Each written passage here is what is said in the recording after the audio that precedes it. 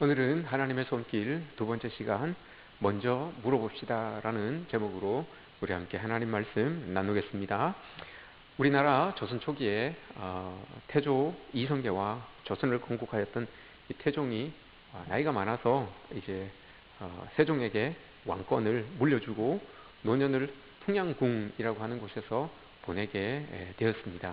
근데 어느 날 문 밖에서 시끄러운 소리가 들려서 이 태종이 이 밖을 이렇게 내려다 보았어요. 그랬더니 푸른색 옷을 입은 신하와 붉은색 옷을 입은 신하가 서로 논쟁을 벌이고 있었던 겁니다.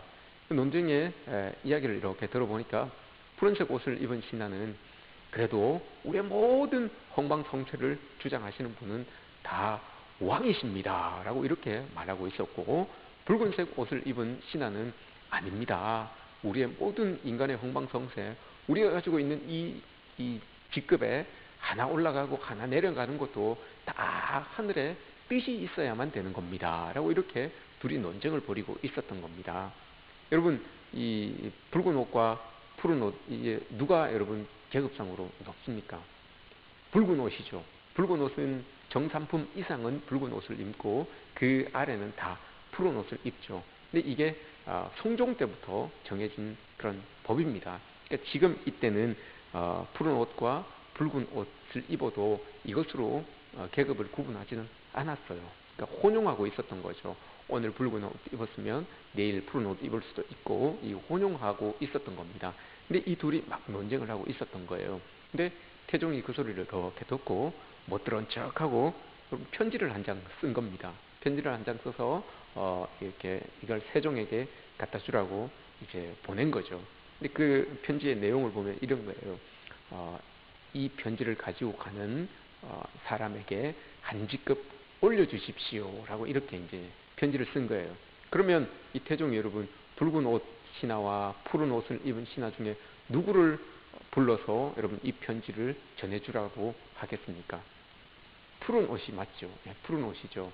그러니까 이 푸른 옷은 인간의 흥망성쇠가 모두 다 우리 왕에게 달려 있습니다 라고 이렇게 이야기를 하니까 왕의 입장에서 상왕이지만 그 왕의 입장에서 이렇게 봤을 때 더 충성스러운 그런 이 신하구나 라고 이렇게 느꼈을 것 아닙니까?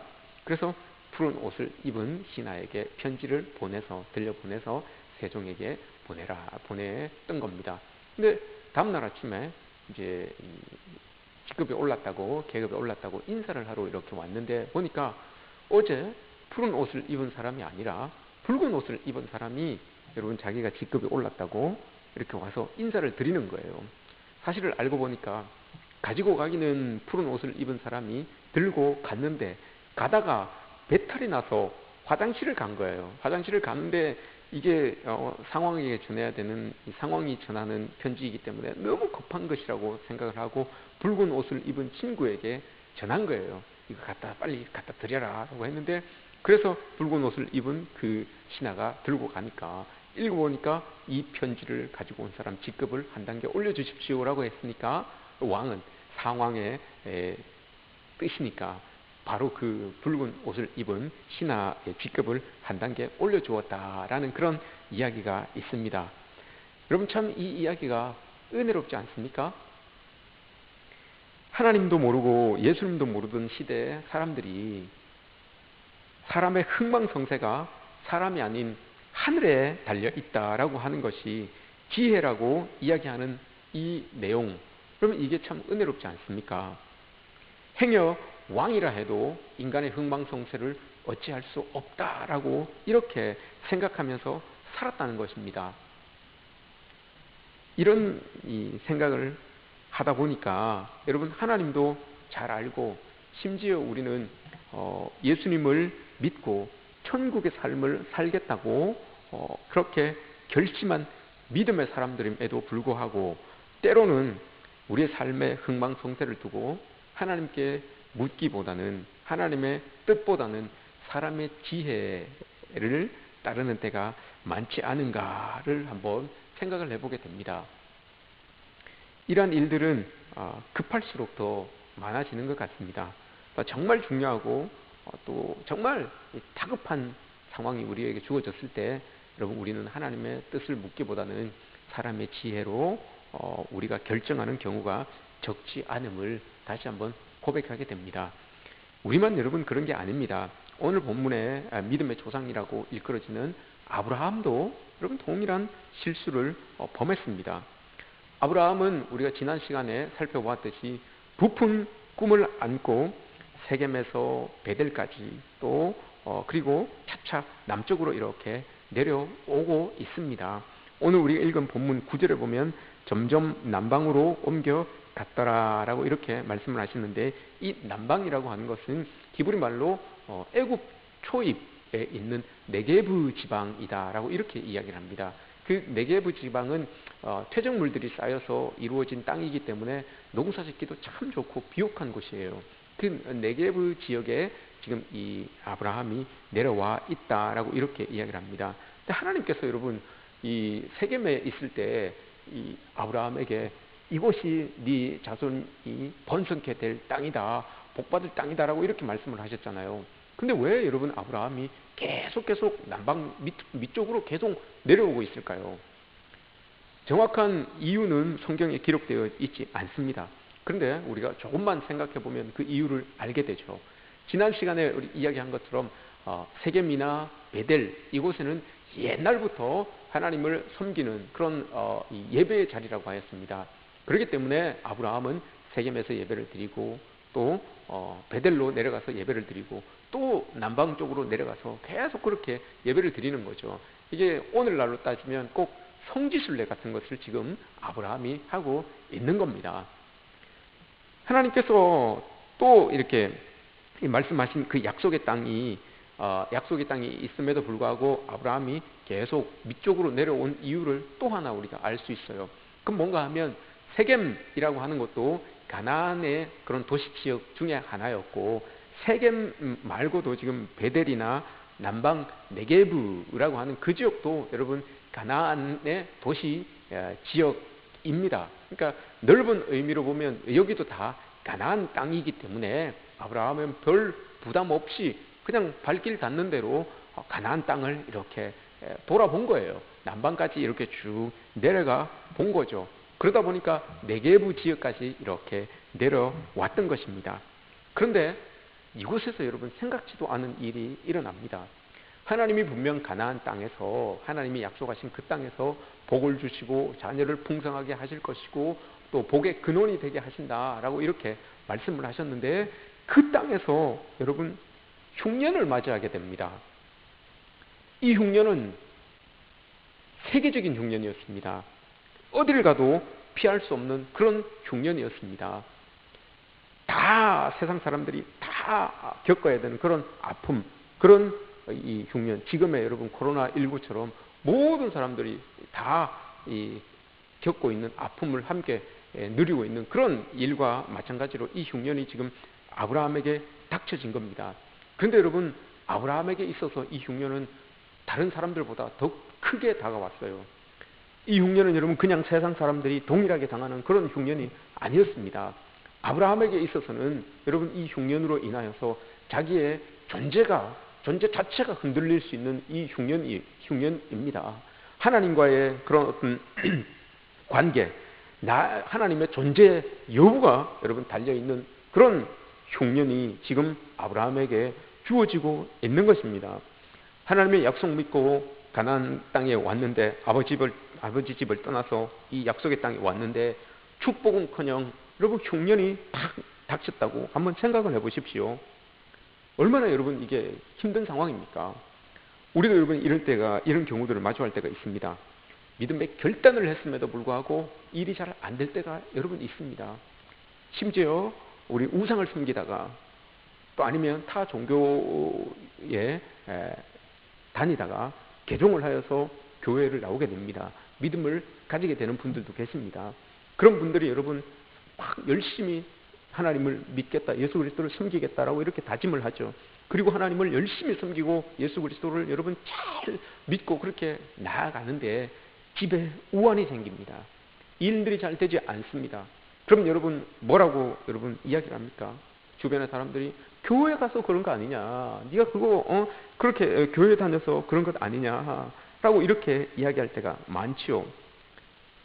할 말이 없습니다. 그렇게 여러분 이야기할 때 우리가 뭐라고 이야기를 합니까? 여러분, 사탄이 역사하는 중이다. 하나님이 복 주시려고 하나님 못 믿게 하려고, 예수님 못 믿게 하려고 사탄이 시험하는 거다. 이렇게 여러분 말씀을 하시죠. 그럴 수 있습니다, 여러분. 그럴 수 있습니다. 그런데 중요한 건 왜 이 환란이 우리에게 오게 되었는가를 믿음의 사람이라면 생각해 봐야 된다는 겁니다. 먼저 여러분 생각해 봐야 된다는 거예요. 왜 약속의 땅에서 처음 맞이한 것이 풍요가 아니라 흉년인가? 이것을 여러분 아브라함이 궁금하게 생각하고 하나님께 물어봤어야 되는 거예요. 왜 하나님 약속의 땅에 하나님이 약속하신 이 풍년이라고 하는 이 축복이라고 하는 것이 아니라 약속의 땅에 와 있는데, 하나님의 약속의 땅인데 왜 흉년이 나에게 먼저 옵니까? 라고 이렇게 그 이유를 물어봤어야 되는 거죠. 여러분 한번 생각을 해보십시오. 아브라함이 하란에서 아비집을 떠날 때 자기 아내와 조카 롯과 식솔들에게 뭐라고 이야기를 했겠습니까? 야, 내가 밤중에 하나님이 나에게 나타나셔서 우리가 아비집을 떠나서 하나님이 지시할 그 땅으로 가면 복을 주시고 자손을 번성케 하시고 땅도 주시겠다고 하셨다. 가자! 그러니까 가자라고 이렇게 이야기하지 않았겠습니까? 의기양양하게 아주 믿음에 찬 그런 마음으로 여러분 이야기했을 겁니다. 그래서 그 가족들도 동의해서 따라 나섰을 겁니다. 그런데 그렇게 해서 여러분 정말 하나님이 지시할 땅이 여기다라고 이렇게 약속도 받았어요. 세겜이라는 곳에서, 가나안 땅의 도시지역인 세겜이라는 곳에서 약속도 받았어요. 그러면 여러분 그곳에서 예배도 드리고 하나님의 약속도 받았고 이 하나님도 만났고 한 이 상황인데, 그럼 이제 축복이 딱 주어져야 되는 것 아닙니까? 그런데 여러분 축복이 아니라 흉년이 딱 들었습니다. 아브라함이 여러분 할 말이 없는 거죠. 가족들이 여러분 아브라함 말만 딱 믿고 그 땅에 딱 왔는데 풍년이 아니라, 축복이 아니라 흉년이 여러분 딱 들어서 가축들이 픽픽 쓰러지고 이제 굶주리기 시작하게 되는 겁니다. 이런 상황에서 아브라함이 여러분 어떻게 할 수 있겠습니까? 그래서 여러분 아브라함이 결정을 내리는 거죠. 애굽으로 내려가는 겁니다. 어떤 가뭄이 와도 늘 물이 흐르기 때문에 목축도 할 수 있고 농사도 지을 수 있는 그곳으로 가기로 결정을 합니다. 그래서 아브라함과 식구들은 애굽으로 내려간 거죠. 이건 여러분 아브라함이 인간적으로 취할 수 있는 가장 합리적인 방법이고 가장 지혜로운 방법입니다. 한번 생각해 보십시오, 여러분. 가축들이 푹푹 쓰러지는데 목축을 할 수 있는, 농사를 지을 수 있는 곳은 그곳밖에 없다면 그럼 그곳을 가야 되는 것 아닙니까? 이건 인간의 이성으로 또 지혜로 생각했을 때 분명히 여러분 주어지는 답이 이것밖에 없습니다. 그런데 여러분 한 가지 문제가 생기죠. 사례가 문제입니다. 왜 사례가 문제냐? 사례가 여러분 지금은 자녀를 생산하기에는 이 나이가 너무 많은 늦은 나이죠. 아브라함이 75세 때 아비집을 떠났다라고 이야기를 하는데, 그 아비집이 하란을 기준으로 봤을 때는 이 사례의 나이가 65세쯤 되겠죠. 더 멀리 저 갈대아 우르를 아비집으로 기준으로 삼으면 나이가 그만큼 기간이 더 늘어나겠죠. 그러니까 최소 지금 봐도 사례의 나이는 65세 이상입니다. 그런데 여러분 이 65세가 넘은 이 여인이 너무 아름다웠던 겁니다. 너무너무 아름다웠던 겁니다. 가나안 땅에서는 문제가 되지 않았는데 여러분 애굽 땅에 내려가니까 이게 문제가 된 거예요. 너무 아름다운 거예요. 그래서 여러분 이 아름다운 이 이유가 있어요. 아름답게 여겨졌던 이유가 있습니다. 그게 뭔가 하면 희소성 때문에 그런 겁니다. 희소성. 사례는 셈족 계열의 여인입니다. 셈족 계열의 여인은 피부색이 좀 백색이죠. 우리가 생각하는 그런 서양 사람들의 이 이목구비를 가지고 있는 사람입니다. 근데 이집트 사람들은 피부색이 좀 검죠. 그러니까 이 아프리카 쪽에 이 이목구비를 가지고 있는 사람들이죠. 그러니까 그런 사람들이 셈족 계열의 사람을 보니까 너무 확 띄는 거죠. 얼굴이 확 띄게 예뻐 보인 겁니다.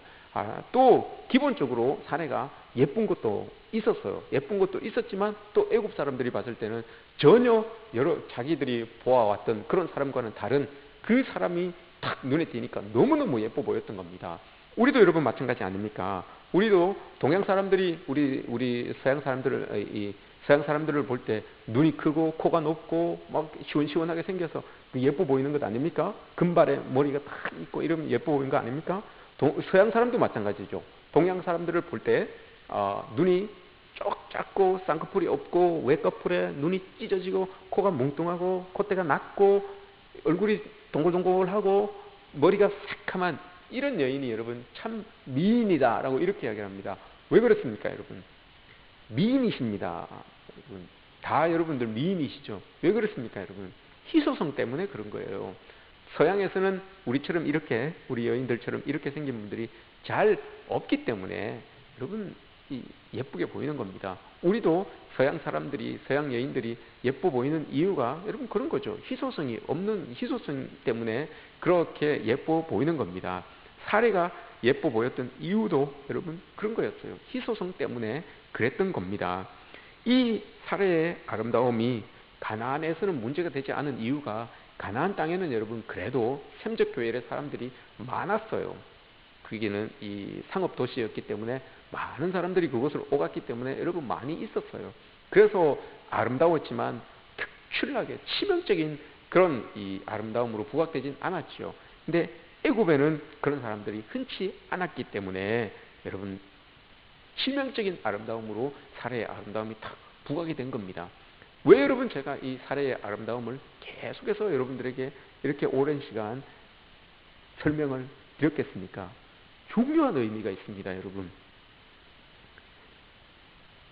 이 사례는 지금 여러분 아름다워서, 너무 아름다워서 목숨에 위협을 받을 만큼 아름답다라고 이렇게 이야기를 합니다.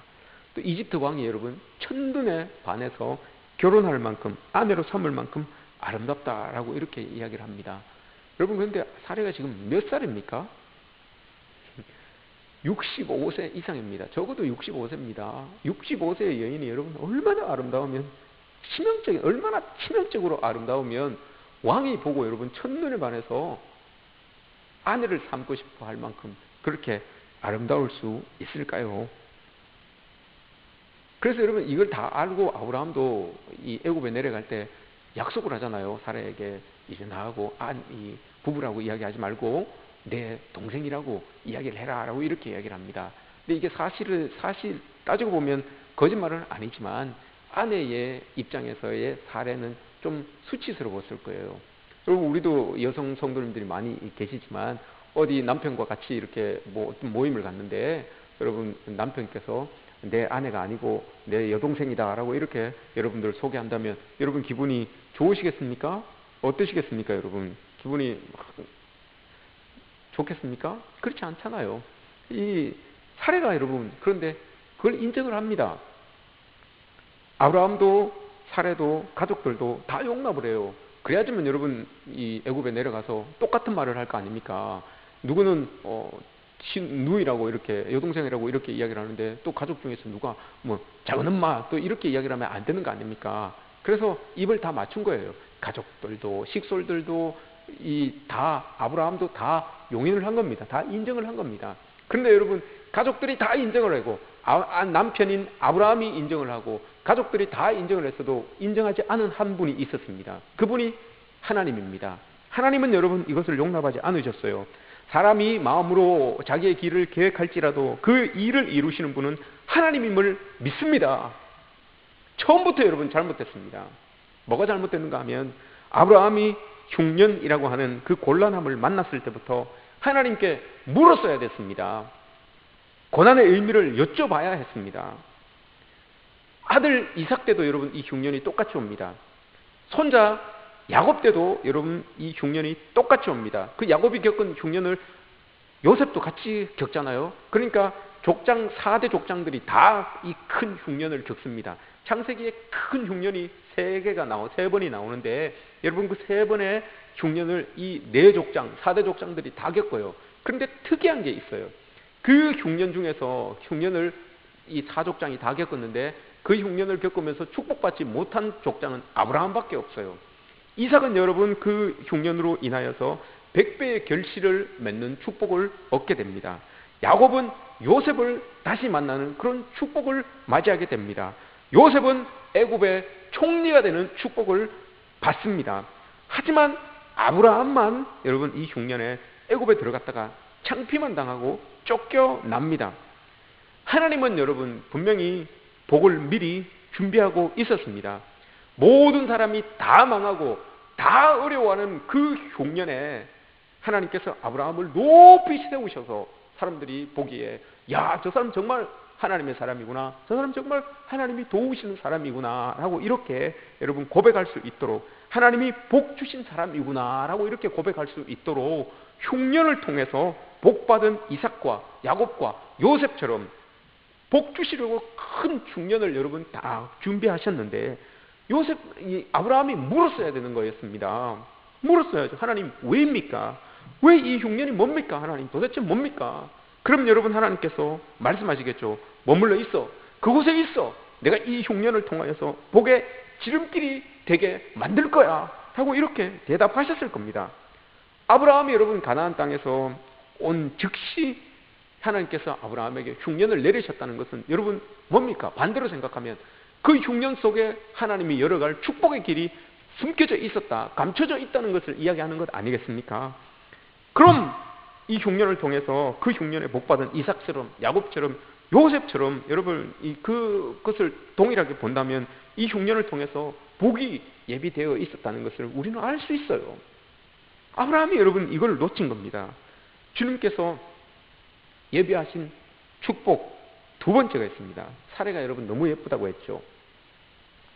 그래서 이게 아브라함에게는 부담스럽다고 했습니다. 그런데 여러분 정말 이 아름다움이 부담스러움이었을까요? 한번 살펴보겠습니다. 여성들이 여러분 가장 예뻐 보이는 두 가지 경우가 있다라고 이렇게 이야기를 합니다. 첫 번째, 여성들이 가장 예뻐 보이는 경우 뭐겠습니까 여러분? 화장을 예쁘게 잘했을 때, 예쁜 옷을 입었을 때, 명품 백을 들었을 때, 여러분 그럴까요? 아니에요 여러분. 여성이 가장 예뻐 보일 때 첫 번째 경우는 임신했을 때가 가장 예뻐 보이는 첫 번째 경우라고 합니다. 이것은 정말 임신을 하면 사회적으로 보호받게 하기 위하여서 사람의 몸이 가장 예쁜 상태로 이렇게 유지를 한다고 합니다.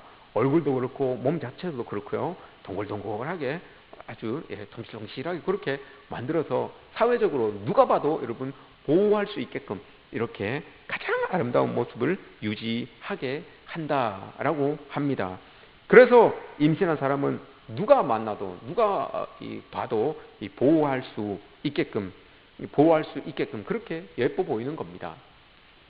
두 번째 여러분 여인이 아름다워 보이는 경우가 있는데 이건 이제 영국 뉴캐슬 대학에서 연구에서 발표한 겁니다.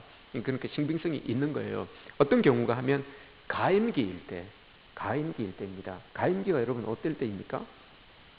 그렇죠. 생명을 잉태할 수 있는 능력이 있을 때라고 이렇게 이야기를 하는 겁니다. 생명을 잉태할 능력이 여러분 최고조에 달했을 때, 그때가 여러분 여인이 가장 아름다워 보이는 때라고 합니다. 그럼 여러분 질문합니다. 사례가 예뻐 보인 것이 여러분 저주입니까? 아브라함에게 있어서 축복입니까? 축복이지요. 사례의 아름다움은 여러분 걱정할 게 아니었어요. 아브라함이 여러분 평생에 원하였던 그 자손이 하늘의 별같이 바닷가의 모래같이 번성할 그 축복을 주시겠다던 그 주님의 약속이 이루어질 찰나였던 겁니다. 65세의 여성이 여러분 모두가 칭송할 만큼 아름다웠다는 것은 아이를 가질 수 있는 여러분 준비가 되어 있었다는 겁니다. 이걸 여러분 아브라함이 놓쳤어요. 이걸 놓친 거예요. 아브라함이 놓친 거예요. 100세가 되어서 125세가 되어서 하나님 주시는 그 땅을 얻고 자녀들을 얻고 그게 여러분 축복이 아니라 지금 여러분 아브라함은 하나님께서 다 준비해 놓고 계셨는데 그걸 놓쳤어요. 물어보지 않음으로 인하여서 놓쳤습니다. 사람이 준비되지 않았기 때문이지, 여러분, 하나님은 언제나 준비를 마치고 계시는 분입니다. 가나안에 자기 가자마자 이미 복이 되는 축복, 자손이 하늘의 별과 같이 번성하게 되는 축복을 이미 준비해 두신 것입니다. 그런데 정작 아브라함만 그것을 몰랐어요. 우리 보기에는 여러분 흉년이지만 하나님께서는 거기 머물라고 하시면 사막 가운데서도 먹이시는 은혜가 있을 줄 믿습니다. 주님의 은혜를 기다리기만 하면 되는데 여러분 그것을 하지 못했습니다.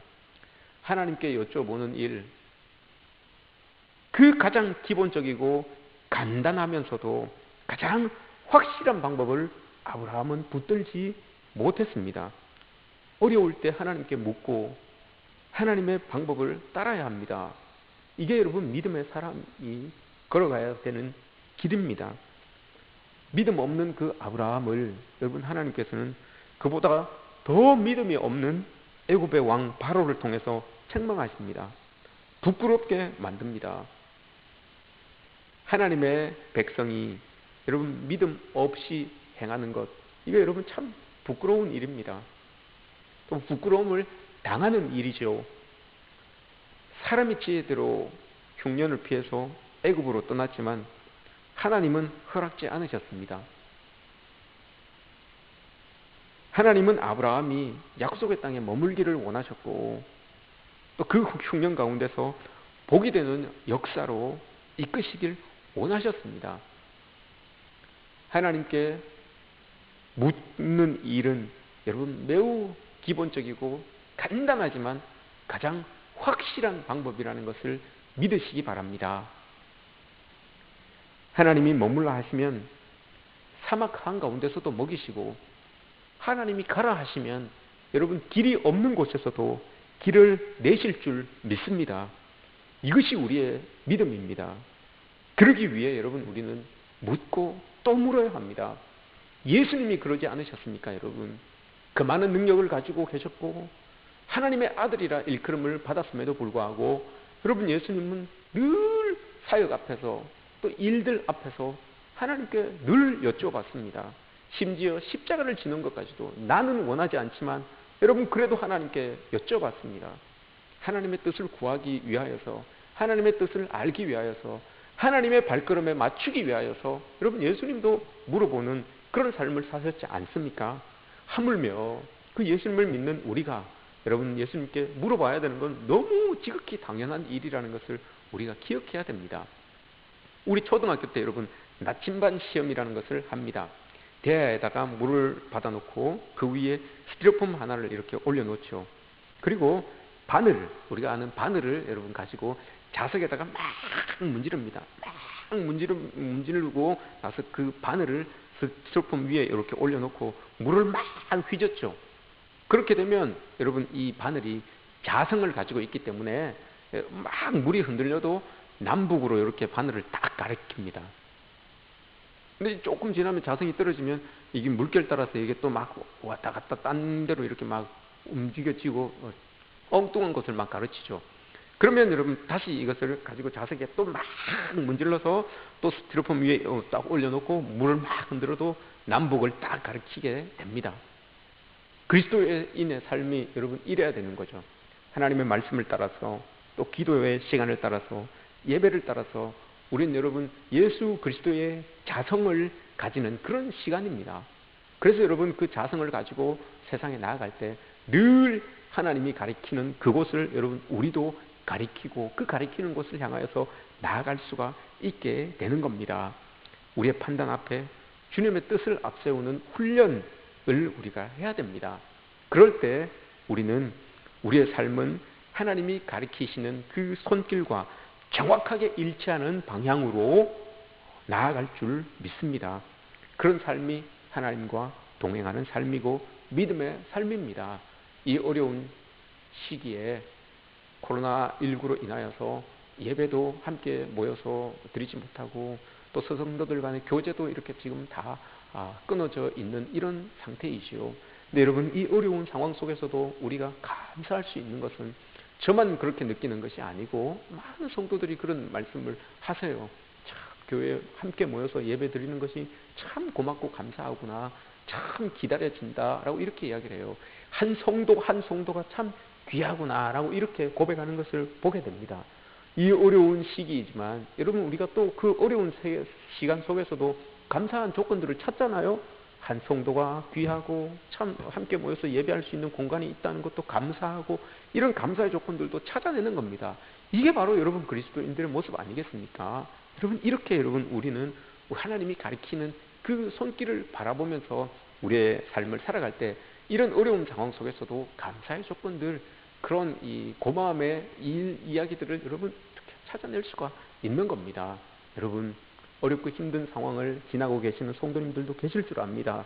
눈물 흘리며 마음 아파하는 상황을 겪고 계시는 우리 성도님들도 계실 줄 압니다. 그럴 때 여러분, 하나님께 먼저 물으시기 바랍니다.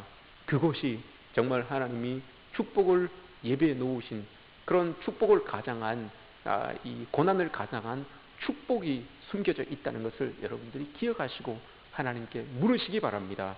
그러면 하나님께서 여러분 대답해 주시고 하나님의 손길로 여러분들이 가야 할 길을 가르쳐 주실 것입니다.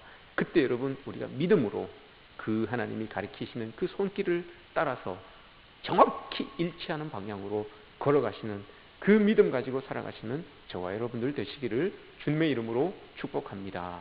기도드리겠습니다.